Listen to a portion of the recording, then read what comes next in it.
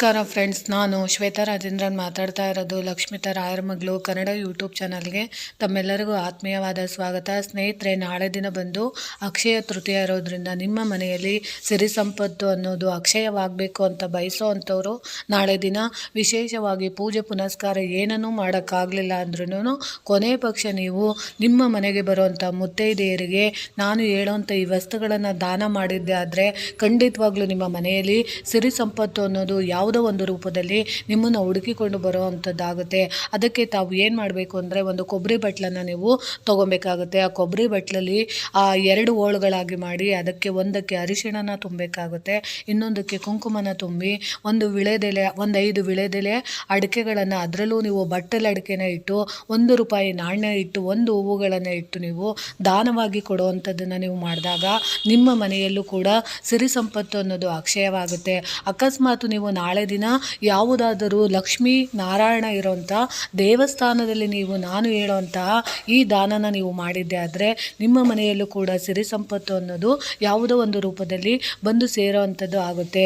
ಅದರಲ್ಲೂ ವಿಶೇಷವಾಗಿ ನಾಳೆ ದಿನ ನೀವು ಪಾರ್ವತಿ ದೇವಿ ಮತ್ತು ಗಣೇಶ ಮತ್ತು ಸುಬ್ರಹ್ಮಣ್ಯ ಶಿವ ಇರೋಂಥ ಒಟ್ಟಾರೆ ಕುಟುಂಬ ಇರೋಂಥ ದೇವಸ್ಥಾನಗಳಲ್ಲಿ ಹೋದಾಗ, ಅದರಲ್ಲೂ ದುರ್ಗಾ ಮಾತೆ ಅಥವಾ ಪಾರ್ವತಿ ದೇವಿಗೆ ನೀವು ಅರಿಶಿಣ ಕುಂಕುಮ ತುಂಬಿರೋಂಥ ಕೊಬ್ಬರಿ ಬಟ್ಟಲಿನ ಜೊತೆಗೆ 1-2 ಬೆಲ್ಲದ ಅಚ್ಚುಗಳು, ಅಂದರೆ ಸಂಪೂರ್ಣವಾಗಿ ಬೆಲ್ಲದ ಅಚ್ಚು ಒಡಕಾಗಿರಬಾರ್ದು, ತುದಿ ಮುರಿದಿರಬಾರ್ದು, ಹಾಳಾಗಿರಬಾರ್ದು ಅಂತ ಬೆಲ್ಲದ ಅಚ್ಚುಗಳನ್ನು ನೀವು ಸೇರಿಸಿ, ಅದರ ಜೊತೆಗೆ 1-2 ಬಾಳೆಹಣ್ಣನ್ನು ನೀವು ಸೇರಿಸಿ ನೀವು ನಾಳೆ ದಿನ ತಾಂಬೂಲ ಸಮೇತ ದಕ್ಷಿಣೆಯ ಸಮೇತ ನೀವು ದೇವರಿಗೆ ಸಮರ್ಪಣೆ ಮಾಡಿದ್ದೆ ಆದರೆ ಖಂಡಿತವಾಗ್ಲೂ ನೀವು ಯಾವ ರೀತಿ ಚಿನ್ನನ ತಗೊಬೇಕು ಅಂತ ಆಸೆ ಪಡ್ತಾ ಇರ್ತೀರೋ ಆ ಚಿನ್ನ ತಗೊಳ್ಳೋದಕ್ಕೆ ನಿಮಗೆ ಯಾವುದೋ ಒಂದು ರೂಪದಲ್ಲಿ ಲಕ್ಷ್ಮೀ ದೇವಿಯ ಅನುಗ್ರಹ ಆಗುವಂಥದ್ದು ಖಂಡಿತವಾಗ್ಲೂ ಆಗುತ್ತೆ.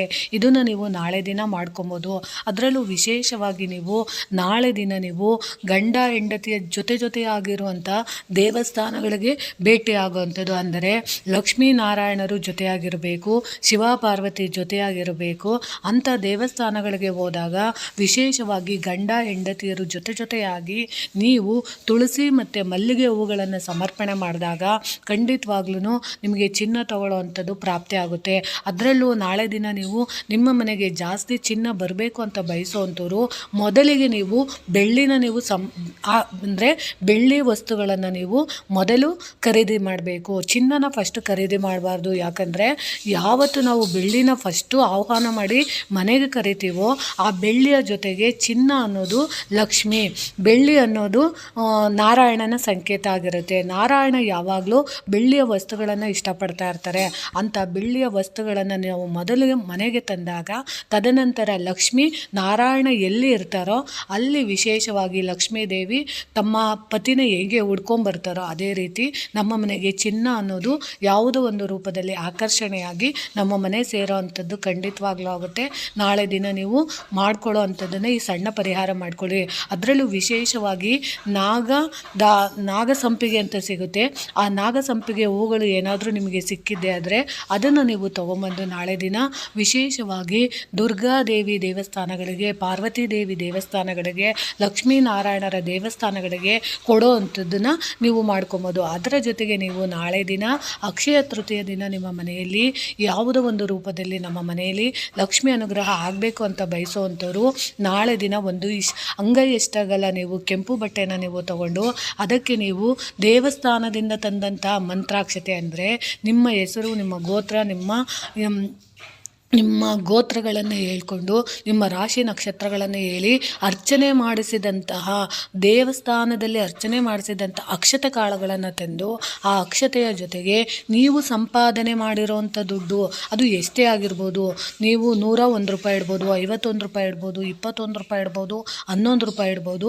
ಅಷ್ಟು ದುಡ್ಡನ್ನು ನೀವು ಒಂದು ಸ್ವಲ್ಪ ನೀರಿಗೆ ಆ ಕಾಯಿನ್ಗಳಿಗೆ ನೀವು ಸ್ವಲ್ಪ ಗಂಗಾ ಜಲನ ಹಾಕಿ, ಸ್ವಲ್ಪ ಹಾಲನ್ನು ಹಾಕಿ, ನೀರನ್ನು ಹಾಕಿ ತೊಳೆದು ಅದನ್ನೆಲ್ಲ ಒಣ ಬಟ್ಟೆಯಲ್ಲಿ ಸೀಟಿ, ತದನಂತರ ಅದಕ್ಕೆ ಸ್ವಲ್ಪ ಅರಿಶಿಣ, ಕುಂಕುಮ, ಮಲ್ಲಿಗೆ ಹೂವು ಅಂದರೆ ದೇವಸ್ಥಾನದಿಂದ ಅರ್ಚನೆ ಮಾಡಿಸಿದಂಥ ಮಲ್ಲಿಗೆ ಹೂವು, ತುಳಸಿ ದಳನ ಒಂದೊಂದನ್ನು ಅದ್ರ ಒಳಗಡೆ ಇಟ್ಟು ಅದಕ್ಕೆ ಸ್ವಲ್ಪ ಪಚ್ಚ ಕರ್ಪೂರದ ಪುಡಿಗಳನ್ನು ಉದುರಿಸಿ, ಜಾವದ ಪುಡಿ ಅಂತ ಬರುತ್ತೆ, ಅದನ್ನು ನೀವು ಸ್ವಲ್ಪ ಅದಕ್ಕೆ ಉದುರಿಸಿ ನೀವು ತಂದಂಥ ಮಂತ್ರಾಕ್ಷತೆನ ಅದರ ಒಳಗಡೆ ಇಟ್ಟು ಅದನ್ನು ನೀವು ಗಂಟನ್ನು ಕಟ್ಟಿ ನೀವು ಕ್ಯಾಶ್ ಬಾಕ್ಸ್ ಇಡುವಂಥ ಜಾಗದಲ್ಲಿ ನಾಳೆ ಇಡೋದ್ರಿಂದ ನಿಮ್ಮ ಮನೆಯಲ್ಲಿ ಅಕ್ಷಯವಾಗುತ್ತೆ. ಅಂದರೆ ₹1 ₹10 ಆಗ್ಬೋದು, ₹10 ₹100 ಆಗ್ಬೋದು, ₹100 ₹1000 ಅಂಥದ್ದು ಆಗುತ್ತೆ. ಈ ಸಣ್ಣ ಉಪಾಯನ ನಾಳೆ ದಿನ ಖಂಡಿತವಾಗ್ಲೂ ಮಾಡ್ಕೊಳ್ಳಿ.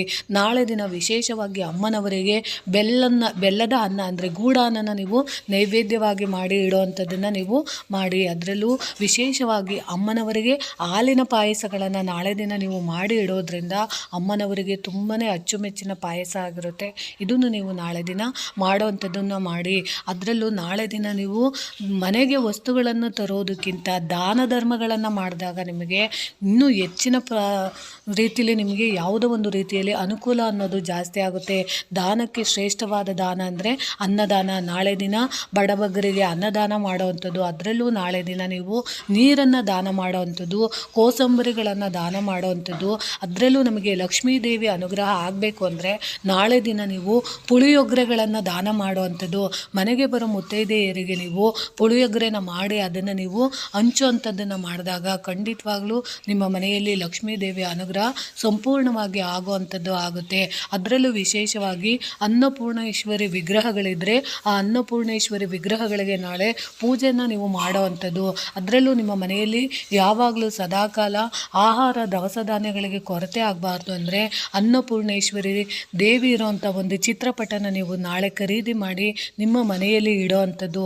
ಅದರಲ್ಲೂ ವಿಶೇಷವಾಗಿ ಅಡುಗೆ ಮನೆಯಲ್ಲಿ ಆ ಚಿತ್ರಪಟನ ಇಟ್ಟು ಪೂಜೆ ಮಾಡೋವಂಥದ್ದನ್ನು ಮಾಡಿದಾಗ ಖಂಡಿತವಾಗ್ಲೂ ಲಕ್ಷ್ಮೀ ದೇವಿ ಅನುಗ್ರಹ ಸಂಪೂರ್ಣವಾಗಿ ಆಗುತ್ತೆ ಅನ್ನೋ ಮಾಹಿತಿನ ನಾನು ತಿಳಿಸಿಕೊಟ್ಟಿದ್ದೀನಿ. ಈ ಮಾಹಿತಿ ನಿಮಗೆ ಇಷ್ಟ ಆಗಿದೆ ಅಂದ್ಕೊತೀನಿ. ಪ್ರೀತಿಯ ಧನ್ಯವಾದಗಳು ಸ್ನೇಹಿತರೆ.